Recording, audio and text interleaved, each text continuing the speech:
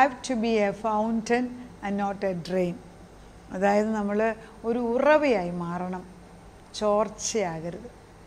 നമ്മൾ ജീവിതത്തിൽ നമ്മൾ എവിടെ നിൽക്കുന്നു അവിടെ ഒരു റിസർവയർ, നമുക്കൊരു ഉറവയുണ്ടായിരിക്കണം. അത് നിറച്ച് ഒരു ഫൗണ്ടൻ പോലെ അതിൽ നിന്ന് വെള്ളം പുറത്തോട്ട് വരുന്നതായിരിക്കണം. അല്ലാതെ എല്ലാം ഡ്രെയിൻ ചെയ്ത് പൈപ്പിട്ട് ഡ്രെയിൻ ചെയ്ത് പോകുന്ന പോലെ ആകരുത്. അത് വളരെ പ്രധാനപ്പെട്ട ഒരു പോയിൻ്റാണ്. നമ്മൾ ആരാകണം നമ്മളാണ് തീരുമാനിക്കേണ്ടത്. അപ്പം നമുക്കൊരു ദൈവീകമായ അതോറിറ്റി ദൈവം തന്നിരിക്കുകയാണ്. I talked about authority earlier. അപ്പം ഈ അതോറിറ്റി ദൈവം തന്നിരിക്കുന്നത് നമ്മൾ ദൈവത്തിന് വേണ്ടി പ്രവർത്തിക്കാനും ദൈവത്തിൻ്റെ മഹത്വം നമ്മളിൽ കൂടെ കാണിക്കാനുമാണ്.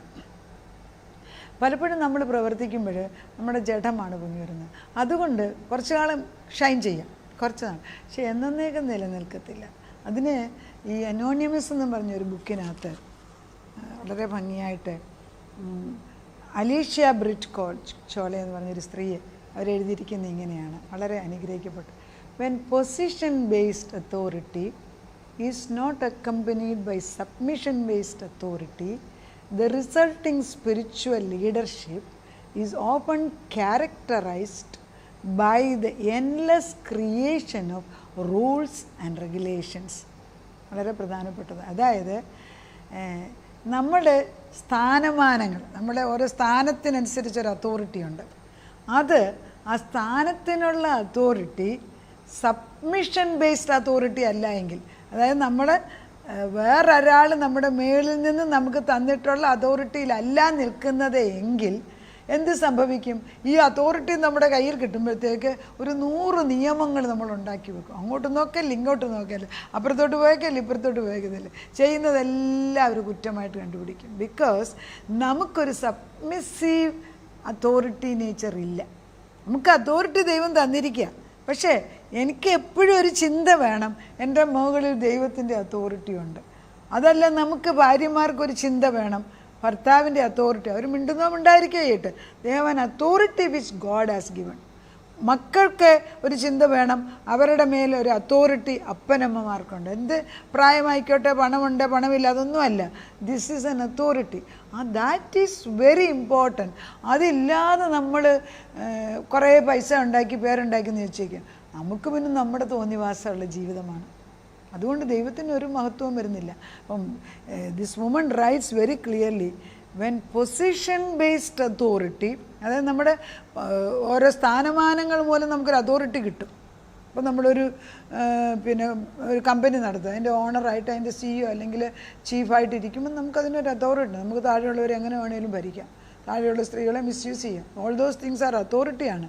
പക്ഷേ ഒരു സബ്മിഷൻ മേത്സത്, അതായത് ഞാൻ വേറൊരാളുടെ അതോറിറ്റിയുടെ കീഴിൽ, അല്ലെ എൻ്റെ ദൈവം എന്നെ കണ്ടുകൊണ്ടിരിക്കുന്നവനാണ്, അതിനാൽ ഞാൻ ശുദ്ധിയായിട്ട് ജീവിക്കണമെന്നുള്ള ബോധമില്ലെങ്കിൽ എവറിത്തിങ് വിച്ച് ഈസ് ഗിവൺ, പണി, power, everything is used on A wrong basis. ഇല്ലേ? ജോസഫിൻ്റെ ജീവിതത്തിൽ അതോറിറ്റി ഉണ്ടായിരുന്നു. ജോസഫിൻ്റെ authority, he understood the submission based authority. അതായത് എന്നെ ഏൽപ്പിച്ച യജമാനൻ്റെ അതോറിറ്റിയുടെ കീഴിലാണ് ഞാൻ നിൽക്കുന്നത്, അല്ല അയാളെക്കാട്ടി വലുതല്ല. Understand? It's very important point. അതുകൊണ്ടാണ് പൊത്തിഫറിൻ്റെ വീട്ടിൽ വെച്ച്, പൊത്തിഫർ എവിടെ ഇല്ലായിരുന്നു, അവൻ്റെ ഭാര്യ പല പ്രാവശ്യം ഈ ജോസഫിൻ്റെ പുറകെ നടന്നു. ലാസ്റ്റിൽ നിവൃത്തിയില്ലാതായപ്പോഴാണ് അവൻ്റെ അടുക്കൽ അപ്രോച്ച് ചെയ്യുമ്പോൾ എന്താണ് അവൻ പറയുന്നത്? ഈ വീട്ടിലുള്ള സകലത്തിൻ്റെയും അധികാരം, അതോറിറ്റി എനിക്ക് തന്നിരിക്കുകയാണ്, പക്ഷേ എൻ്റെ അധികാരം സബ്മിഷൻ ബേസ്ഡ് അതോറിറ്റിയാണ്. അതായത് എൻ്റെ മുകളിലുള്ള യജമാനൻ എനിക്ക് തന്ന അതോറിറ്റിയെ എനിക്കെടുക്കാനൊക്കത്തുള്ളൂ. ആ അധികാരം അനുസരിച്ച് യജമാനൻ്റെ ഭാര്യയെ തൊടുവാൻ എനിക്ക് അവകാശമില്ല. എത്ര പേരിയ സത്യം അറിയുന്നുണ്ട്? അത് നമുക്ക് നേരിട്ട് നോക്കാം. ദൈവം എനിക്കൊരു പദവി തരുമ്പോൾ അത് റൂൾസ് ആൻഡ് റെഗുലേഷൻ വെച്ച് നിയന്ത്രിക്കുന്നതിന് പകരം ഞാൻ ദൈവത്തിന് എത്രമാത്രം അനുസരിക്കുന്നോ, സബ്മിസീവായിട്ട് അനുസരിക്കുന്നോ, അത്രമാത്രമേ എനിക്കും താഴോട്ടുള്ള പ്രവർത്തനം ഒക്കത്തുള്ളൂ. നമുക്ക് വടിയും കോലും എടുത്തിട്ട് ചെയ്യാനൊന്നും അധികാരമില്ല. അത് നമ്മൾ മനസ്സിലാക്കണം. It's very important. It takes time to understand, but it is submission based authority. അതാണ് ജോസഫിനുണ്ടായിരുന്നത്. മുകളിലിരിക്കുന്ന പൊത്തിഫറിന് ഊനെ തല വെട്ടിമാറ്റി വെച്ചുള്ള അതോറിറ്റി ജോസഫ് എടുത്തില്ല. അതുതന്നെ submission based authority. Submission based authority develops in us the strength of humility. അതായത് ഞാൻ മേളിൽ ഒരാൾക്ക് ഉത്തരവാദിത്വം, അല്ലെങ്കിൽ ഞാൻ അവരോട് ചോദ്യത്തിന് ഉത്തരം പറയേണ്ടിവരാണ് എന്ന് നമ്മുടെ ഹൃദയത്തിൽ ചിന്ത വരുമ്പം നമുക്ക് ഹ്യൂമിലിറ്റി അല്ലെ വിനയം വരും. നമുക്ക് ഏൽപ്പിച്ചിരിക്കുന്ന ഓരോ കഴിവുകൾക്കും ഞാൻ ദൈവത്തോട് ഉത്തരം പറയേണ്ടിയവനാണ് എന്നുള്ള ബോധം വരുമ്പോൾ നമുക്ക് ഉള്ളിൽ വിനയം വരും. അതല്ലോ ഇതെൻ്റെ കഴിവ്. അതുകൊണ്ടാണ് സ്വയ കഴിവിൽ ആശ്രയിക്കുന്നവൻ ശപിക്കപ്പെട്ടവനെന്ന് പറയുന്നത്. അത് മാറിപ്പോകട്ടെ, ആ ബന്ധനം അഴിഞ്ഞു പോകട്ടെ. When position and submission walk together the combination is spiritually life giving. അതായത് പദവിയും സബ്മിഷനും, അതായത് കീഴ്വഴക്കവും എന്നാൽ പദവി ഉപയോഗിക്കുന്ന രണ്ടും കൂടെ ഒന്നിച്ചാണ്. കീഴ്വഴക്കാര് എന്നെ ഏൽപ്പിച്ച ജോലി ദൈവം ഏൽപ്പിച്ചതാണ്. പൊത്തിഫറിൻ്റെ ജോസഫിൻ്റെ കാര്യത്തിൽ പൊത്തിഫർ ഏൽപ്പിച്ചതിൻ്റെ ഉപരിയായിട്ട് ഞാൻ പോകത്തില്ല. അതൊരു സബ്മിസി കീഴ്വഴക്കമാണ്. എന്നാൽ ഞാൻ ബാക്കി കാര്യങ്ങളിൽ, ബാക്കി എല്ലാ വീട്ടിലെ കാര്യത്തിന് അതോറിറ്റി എൻ്റെ മേലെ, അതിന് ഞാൻ അതോറിറ്റി എടുക്കും. That's very. അപ്പം അങ്ങനെയുള്ളവർ ദേ ബിക്കം എ റിസോഴ്സ്ഫുൾ. അതുകൊണ്ടാണ് ആ സ്വഭാവം കണ്ടിട്ടാണ് ജോസഫിനെ പിടിച്ച് പൊത്തിഫർ എല്ലാം ഏൽപ്പിക്കുന്നു. അല്ല, ജോസഫ് ജയിലിൽ പോയി, അവിടെയും ചെന്ന് അവിടുത്തെ മാനേജേഴ്സ് എല്ലാം ജോസഫിനെ ഏൽപ്പിച്ചു. He had the submission based authority in him. അതാണ് നമ്മളൊരു ഡ്രെയിനേജ് പോലെ അകത്തു നിന്നെല്ലാം താഴോട്ട് വലിച്ചെടുത്തുകൊണ്ട്, അല്ലെങ്കിൽ പാരസൈറ്റ് പോലെ മറ്റുള്ളവരെ ആശ്രയിച്ച് അവരെ ഇല്ലാതാക്കുന്നവരാകാതെ നമ്മൾ തന്നെ ഒരു റിസർവോയറാക്കി എല്ലാം എൻ്റെ ഭവനത്തിലുണ്ട്, എനിക്ക് വേണ്ടതെല്ലാം ഉണ്ട്. അതാണ് സദൃശ്യവാക്യത്തിൽ ജ്ഞാനമുള്ള സ്ത്രീയെക്കുറിച്ച് പറയുന്നത്. 7 തൂണുകൾ കൊണ്ട് ഒരു ഭവനമുണ്ടാക്കി. ആ ഭവനത്തിൽ ഇല്ലാത്തതൊന്നുമില്ല, എല്ലാം നിറഞ്ഞിരിക്കുകയാണ്. ദാറ്റ് ഇസ് എ റിസർവോയറാണ്. അത് റിസോഴ്സ്, അതൊരു ഡ്രെയിനേജ് അല്ല. ഒരു സ്ത്രീയാണ് ആ വീടിൻ്റെ ഐശ്വര്യം. It depends on that woman, how the family is പ്രോസ്പറിങ്.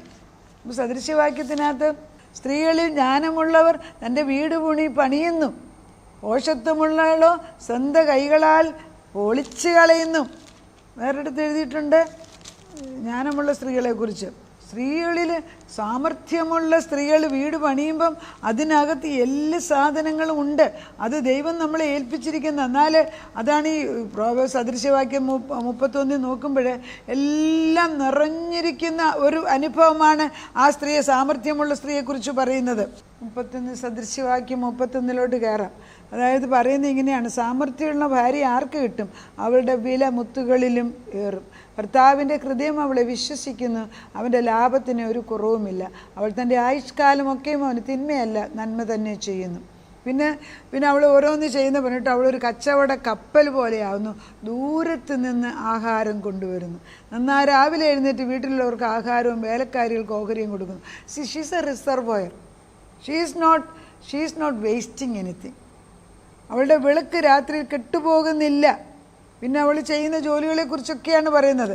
അത് കഴിഞ്ഞിട്ട് 28 ആകുമ്പോഴത്തേക്ക് അവളുടെ മക്കൾ എഴുന്നേറ്റ് അവളെ ഭാഗ്യവതി എന്ന് പുകഴ്ത്തുന്നു. അവളുടെ ഭർത്താവ് അവളെ പ്രശംസിക്കുന്നത്. അനേകം തരുണികൾ സാമർഥ്യം കാണിച്ചിട്ടുണ്ട്, നീയോ അവരെല്ലാവരിലും ശ്രേഷ്ഠയായിരിക്കുന്നു. ലാവണ്യം വ്യാജ്യവും സൗന്ദര്യം വ്യർത്ഥവുമാകുന്നു.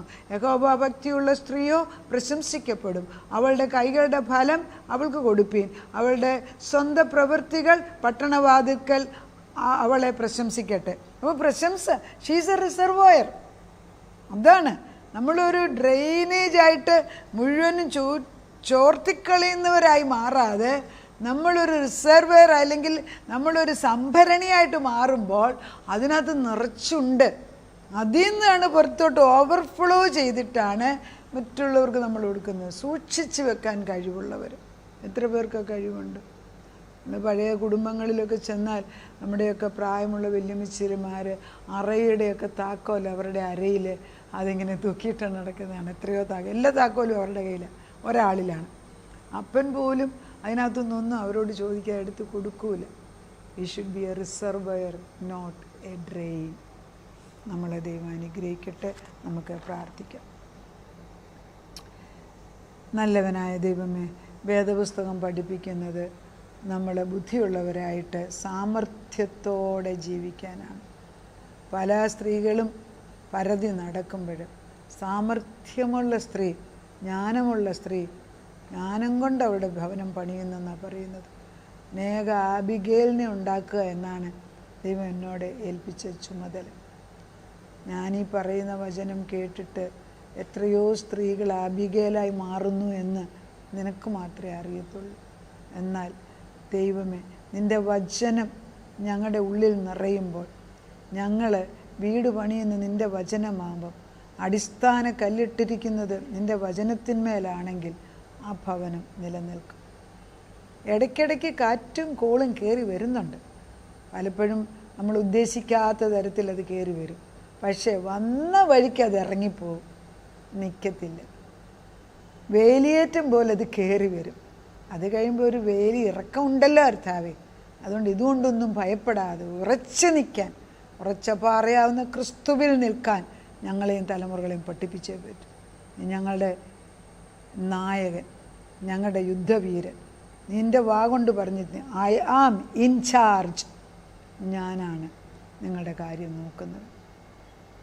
നീ ഞങ്ങളെ പരിപാലിക്കുന്ന ദൈവമാകിയാൽ ഞങ്ങൾ നിന്നെ സ്തോത്രം ചെയ്തു സ്തുതിക്കുന്നു. പ്രാർത്ഥനയായിട്ട് ഞങ്ങൾക്ക് വേണ്ടി ഓടി വന്ന ദൈവത്തിന് നന്ദി. യേശു ക്രിസ്തുവിൻ്റെ പുണ്യനാമത്തിൽ തന്നെ ആമേൻ.